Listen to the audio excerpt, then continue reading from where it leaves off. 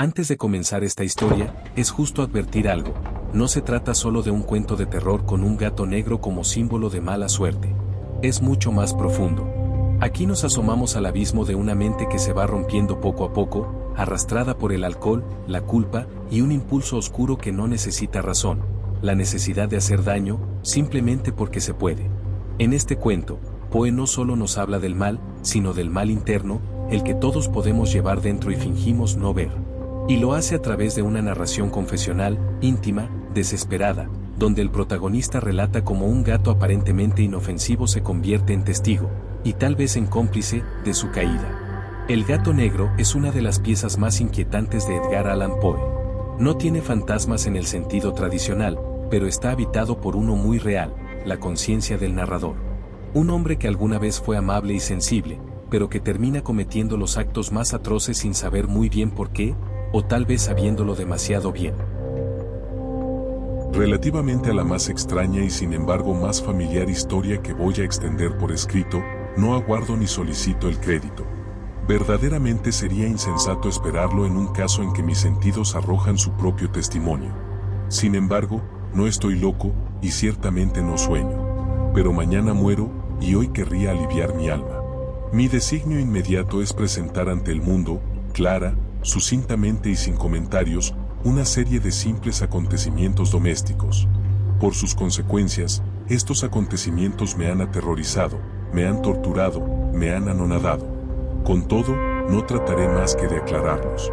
Para mí no han presentado quizás más que horror, a muchas personas parecerán menos terribles que estrambóticos. Quizás más tarde se encontrará una inteligencia que reduzca mi fantasma a su estado natural, inteligencia más calmada, más lógica, y sobre todo menos excitable que la mía, que no encontrará en las circunstancias que relato con terror más que una sucesión de causas y efectos muy naturales. En mi infancia había sido conocido por la docilidad y humanidad de mi carácter. Mi ternura de corazón era tan extrema que había hecho de mí el juguete de mis camaradas. Tenía frenesí, particularmente por los animales, y mis parientes me habían permitido poseer una gran variedad de favoritos. Pasaba con ellos casi todo el tiempo y nunca me consideraba tan feliz como cuando les daba de comer o los acariciaba. Esta particularidad de mi carácter aumentó con los años, y cuando llegué a ser un hombre, vino a constituir uno de los principales motivos de placer. Para los que han profesado afecto a un perro, fiel e inteligente, no tengo necesidad de explicar la naturaleza o la intensidad de los goces que puede esto proporcionar. Hay en el desinteresado amor de un animal, en su abnegación, alguna cosa que va directamente al corazón del que ha tenido frecuentemente la ocasión de experimentar la humilde amistad y la fidelidad de la envoltura del hombre natural. Me casé joven, y fui dichoso al encontrar en mi mujer una disposición simpática a la mía.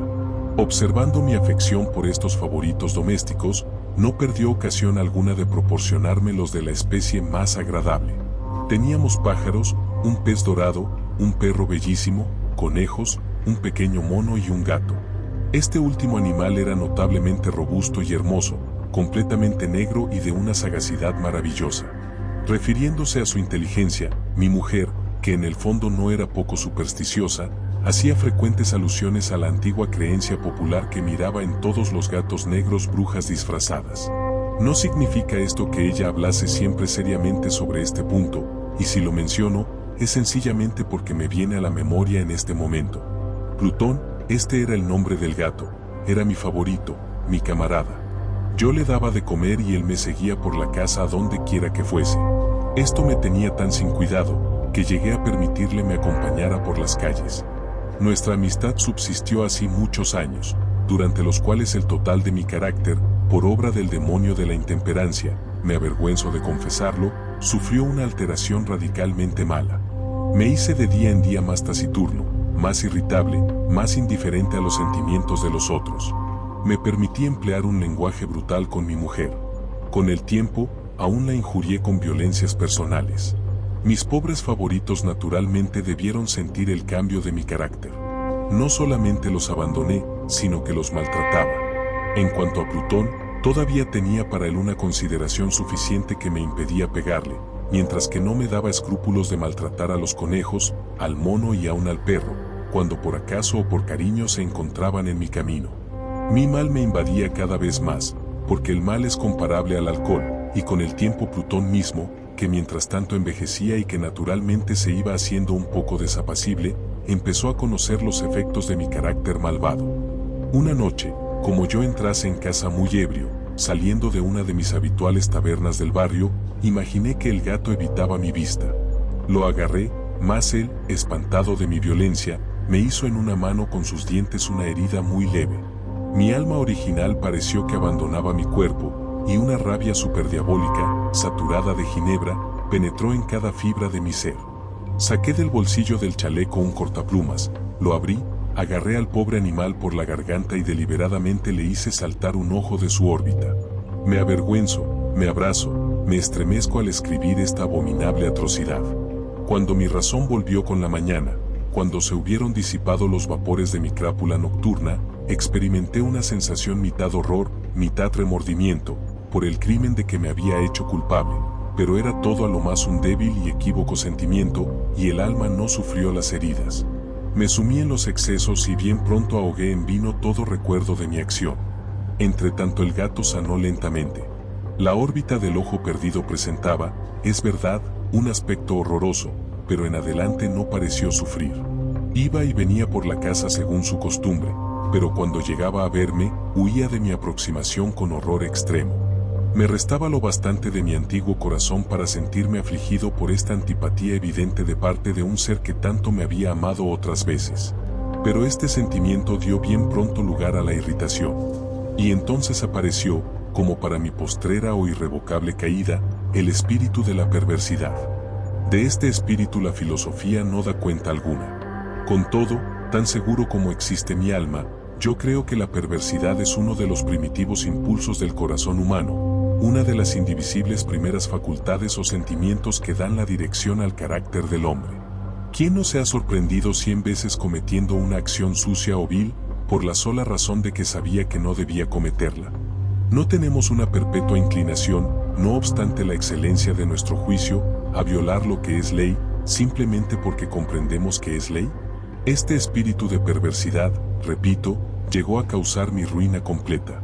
Es ese deseo ardiente, insondable del alma de atormentarse a sí misma, de violentar su propia naturaleza, de hacer el mal por amor al mal, quien me impulsaba a continuar y últimamente a indisponer el suplicio que había impuesto al inofensivo animal.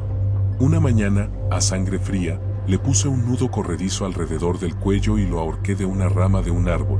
Lo ahorqué, con los ojos arrasados en lágrimas, con el más amargo remordimiento en el corazón. Lo ahorqué porque yo sabía que él me había amado y porque sentía que no me había dado ningún motivo de cólera. Lo ahorqué porque sabía que haciéndolo así cometía un pecado mortal que comprometía mi alma inmortal, al punto de colocarla, si tal cosa es posible, fuera de la misericordia infinita del Dios misericordiosísimo y terribilísimo. En la noche que siguió al día en que fue concebida esta cruel acción, fui despertado a los gritos de fuego. Las cortinas de mi lecho estaban convertidas en llamas. Toda la casa estaba ardiendo. No sin gran dificultad escapamos del incendio mi mujer, un criado y yo. La destrucción fue completa. Fue absorbida toda mi fortuna, y entonces me entregué a la desesperación. No pretendo establecer una relación de la causa con el efecto entre la atrocidad y el desastre. Estoy muy por encima de esta debilidad. Más doy cuenta de una cadena de hechos y no quiero descuidar ni un solo eslabón. El día que siguió al incendio visité las ruinas. Los muros habían caído a tierra, excepto uno solo, y esta sola excepción se encontró ser un tabique interior poco sólido, situado casi en la mitad de la casa y contra el cual se apoyaba la cabecera de mi lecho. La fábrica había aquí resistido en gran parte a la acción del fuego, cosa que atribuye a que recientemente se había renovado. Alrededor de este muro, una multitud estaba apiñada y muchas personas parecían examinar una porción particular con minuciosa y viva atención. Las palabras extraño, singular y otras expresiones semejantes excitaron mi curiosidad. Me aproximé y vi, semejante a un bajorrelieve esculpido sobre blanca superficie, la figura de un gato gigantesco. La imagen estaba copiada con una exactitud verdaderamente maravillosa. Había una cuerda alrededor del cuello del animal. Al ver esta aparición, porque yo no podía menos de considerarla así, mi asombro y mi temor fueron extraordinarios. Pero al fin, la reflexión vino en mi ayuda. Recordé que el gato había sido ahorcado en un jardín adyacente a la casa. A los gritos de alarma, el jardín habría sido inmediatamente invadido por la multitud y el animal debió haber sido descolgado del árbol por alguien y arrojado en mi cuarto a través de una ventana abierta. Esto, sin duda, había sido hecho con el fin de despertarme. La caída de los otros muros había comprimido a la víctima de mi crueldad en el yeso recientemente extendido. La cal de este muro, combinada con las llamas y el amoníaco del cadáver, habrían obrado la imagen tal cual yo la veía.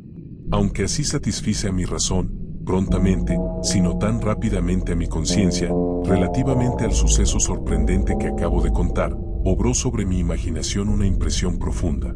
Durante muchos meses no pude desembarazarme de la sombra del gato, y durante este periodo envolvió mi alma un semisentimiento que parecía ser, pero que no era, el remordimiento mismo. Llegué hasta llorar la pérdida del animal y buscar en derredor mío, en los tugurios miserables que en tanto frecuentaba habitualmente, otro favorito de la misma especie y de una figura parecida, que le supliera. Una noche, como estuviese sentado medio aturdido en una tasca más que infame, fue repentinamente atraída mi atención hacia un objeto negro que reposaba en lo alto de uno de sus inmensos toneles de ginebra o ron, que componían el principal mobiliario de la sala. Hacía algunos momentos que miraba a lo alto de este tonel y lo que me sorprendía era no haber notado desde luego el objeto colocado encima. Me aproximé, tocándole con la mano. Era un gato negro, un enorme gato, al menos tan grande como Plutón, igual a él en todo, excepto en una cosa. Plutón no tenía ni un pelo blanco en todo el cuerpo, al par que éste tenía una salpicadura larga y blanca, más de una forma indecisa, que le cubría casi toda la región del pecho. Apenas le hube tocado, cuando se levantó súbitamente, prorrumpió en una ronca y continuada ronroneada, se frotó contra mi mano y pareció encantado de mi atención. Era, pues, el verdadero animal que yo buscaba. Enseguida propuse al dueño de la tasca comprarlo, pero este no se dio por entendido. No lo conocía, no lo había visto nunca, hasta aquel momento. Continué mis caricias y, cuando me preparaba a volver a mi casa, el animal se mostró dispuesto a acompañarme. Le permití hacerlo, bajándome de cuando en cuando y acariciándole al ir andando. Cuando llegó a mi casa, se encontró como en la suya, y llegó a ser enseguida gran amigo de mi mujer. Por mi parte, bien pronto sentí nacer la antipatía contra él. Era casualmente lo contrario que yo había esperado, pero no sé ni cómo ni por qué sucedió esto. Su evidente ternura me disgustaba, fatigándome casi. Lentamente estos sentimientos de disgusto y fastidio llegaron hasta la amargura del odio. Evitaba su presencia, y una especie de sensación de vergüenza, y el recuerdo de mi primer acto de crueldad, me impidieron maltratarle. Durante algunas semanas me abstuve de pegar al gato o golpearle violentamente, llegué a tomarle un indecible horror, y a huir silenciosamente de su odiosa presencia, como de la peste. Lo que aumentó, sin duda, mi odio contra el animal fue el descubrimiento que hice en la mañana después de haberlo traído a casa, de que, como Plutón, él también había sido privado de uno de sus ojos. Esta circunstancia no contribuyó más que a hacerle aún más querido a mi mujer, que, como ya he dicho, poseía en alto grado esa ternura de sentimiento que había sido mi rasgo característico y el manantial frecuente de mis más sencillos y puros placeres. Sin embargo, el cariño del gato para conmigo parecía acrecentarse en razón directa de mi aversión contra él. Seguía mis pasos con una tenacidad que sería difícil hacer comprender al lector. Cada vez que me sentaba, él se acurrucaba bajo mi silla o saltaba sobre mis rodillas, cubriéndome de sus caricias horrorosas. Si me levantaba para andar, él se metía entre mis piernas y casi me hacía caer al suelo, o bien, introduciendo sus largas y agudas garras en mis vestidos, trepaba de esta manera hasta mi pecho. En estos momentos, aunque yo deseaba matarle de un golpe, me detenía, en parte por el recuerdo de mi primer crimen, pero principalmente, debo confesarlo, por un verdadero terror que me causaba el animal. Este terror no era positivamente el terror de un mal físico, y sin embargo, me sería muy difícil definirlo de otra manera. Estoy casi avergonzado de confesarlo.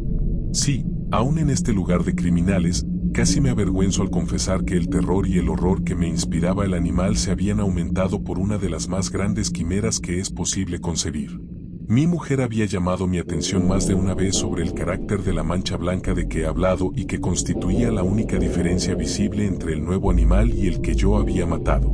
El lector recordará, sin duda, que esta marca, aunque grande, estaba primitivamente indefinida en su forma, pero lentamente, por grados imperceptibles, y que mi razón se esforzó largo tiempo en considerar como imaginarios, había tomado a la larga una rigurosa precisión de contorno.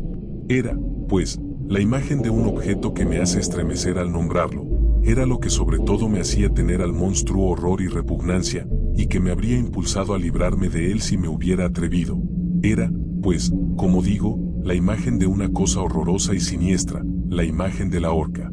Oh, lúgubre y terrible máquina, máquina del horror y del crimen, de agonía y de muerte. Y aquí que yo era un miserable, más allá de la miseria posible de la humanidad. Una bestia bruta, de la cual yo había con desprecio destruido al hermano, una bestia bruta creando para mí, hombre formado a la imagen del Dios Altísimo, un tan grande e intolerable infortunio. ¡Ay! Yo no conocía el descanso del reposo, ni de día ni de noche. Durante el día, el animal no me dejaba ni un instante, y en la noche, a cada momento, cuando salía de mis sueños llenos de angustia indefinible, era para sentir el tibio aliento de la alimaña sobre mi rostro, y su inmenso peso, encarnación de una pesadilla que yo era impotente para sacudir, posada eternamente sobre mi corazón. Bajo la presión de tormentos semejantes, lo poco de bueno que restaba en mí sucumbió. Pensamientos malvados vinieron a ser mis íntimos, los más sombríos y malvados de mis pensamientos. La tristeza de mi humor habitual acrecentó hasta odiar todas las cosas y a toda la humanidad, y sin embargo, mi mujer no se quejaba nunca. ¡Ay! Era mi sufre-dolores ordinaria, la más paciente víctima de mis repentinas, frecuentes e indomables erupciones de una furia a la cual me abandonaba ciegamente.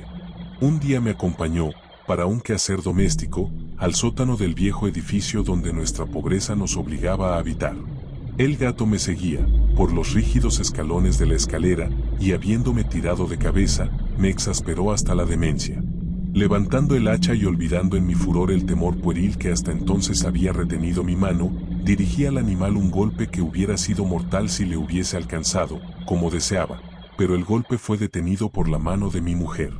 Esta intervención me produjo una rabia más que diabólica, me desembaracé de su obstáculo y le hundí el hacha en el cráneo. Cayó al instante muerta, sin exhalar un gemido. Terminado este horrible asesinato, me puse inmediata y muy deliberadamente a tratar de esconder el cuerpo. Comprendí que no podía hacerlo desaparecer de la casa, ni de día ni de noche, sin correr el peligro de ser observado por los vecinos. Muchos proyectos se cruzaron en mi mente. Pensé un momento en dividir el cadáver en pequeños pedazos y destruirlos por el fuego. Resolví después cavar una fosa en el suelo de la bóveda. Luego imaginé arrojarlo al pozo del patio. Más tarde, meterlo en un cajón como mercancía, en las formas usadas, y encargar a un mandadero que lo llevase fuera de la casa. Finalmente, me detuve ante un expediente que consideré como el mejor de todos. Determiné emparedarlo en el sótano, como se dice que los monjes de la Edad Media emparedaban a sus víctimas. El sótano parecía muy bien dispuesto para semejante designio. Los muros estaban construidos descuidadamente y hacía poco habían sido cubiertos, en toda su extensión, de una masa de mezcla que la humedad había impedido endurecer. Además, en uno de los muros había un bulto causado por una falsa chimenea o especie de hogar, que había sido tapado y fabricado en el mismo género que el resto del sótano. No dudé que me sería fácil quitar los ladrillos de este sitio, introducir el cuerpo y emparedarlo del mismo modo, de manera que ningún ojo humano pudiera imaginar nada sospechoso.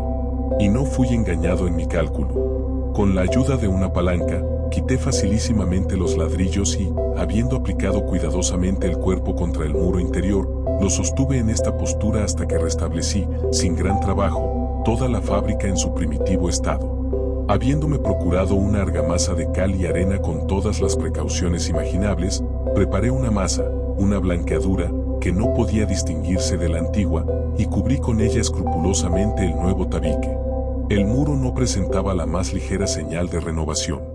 Quité todos los escombros con el esmero más prolijo y expurgué el suelo, por decirlo así. Miré triunfalmente en derredor mío y me dije, aquí, al menos, mi trabajo no ha sido perdido. Mi primer pensamiento fue buscar al animal que había sido causa de desgracia tan grande, porque yo, al fin, había resuelto darle muerte.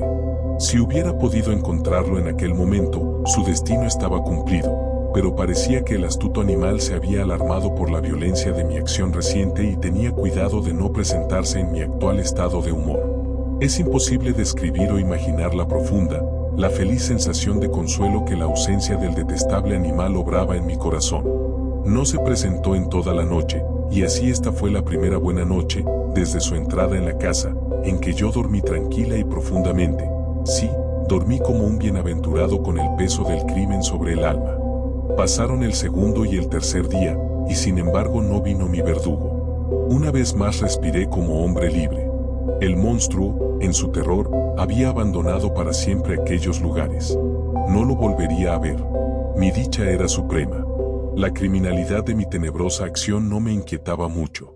Se había abierto una especie de sumaria la cual se había dado enseguida por satisfecha. Una indagación se había ordenado también, pero naturalmente nada podía descubrirse. Al cuarto día después del asesinato, una porción de agentes de policía se presentaron inopinadamente en la casa y se procedió de nuevo a una exquisita investigación de lugares.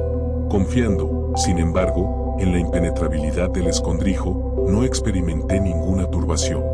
Los oficiales me hicieron acompañarlos en la pesquisa. No dejaron de ver ni un rincón, ni un ángulo. Por fin, por tercera o cuarta vez bajaron al sótano. Mi corazón palpitaba pacíficamente, como el de un hombre que duerme en la inocencia. Recorrí de punta a punta el sótano, crucé mis brazos sobre el pecho y me pasé descuidadamente de un lado para otro. La justicia estaba plenamente satisfecha y se preparaba a marcharse. La alegría de mi corazón era demasiado fuerte para ser reprimida. Me quemaba el deseo de decir una palabra, solo una palabra en señal de triunfo, y hacer duplicadamente palpable la convicción acerca de mi inocencia.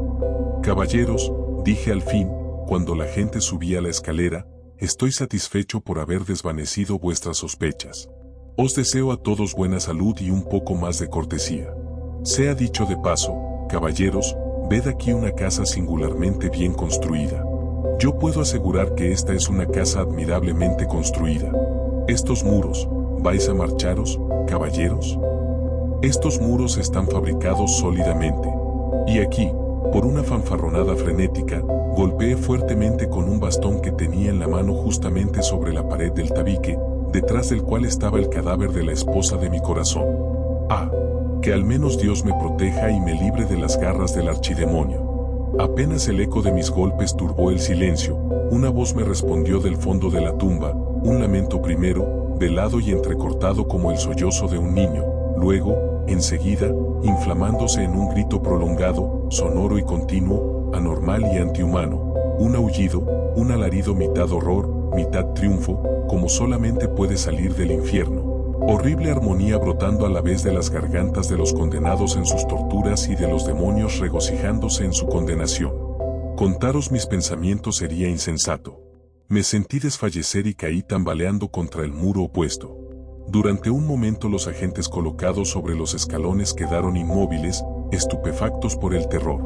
Un instante después, una docena de brazos robustos caían demoledores sobre la pared que vino a tierra de un golpe. El cuerpo, ya muy destrozado y cubierto de sangre cuajada, estaba derecho ante los ojos de los espectadores.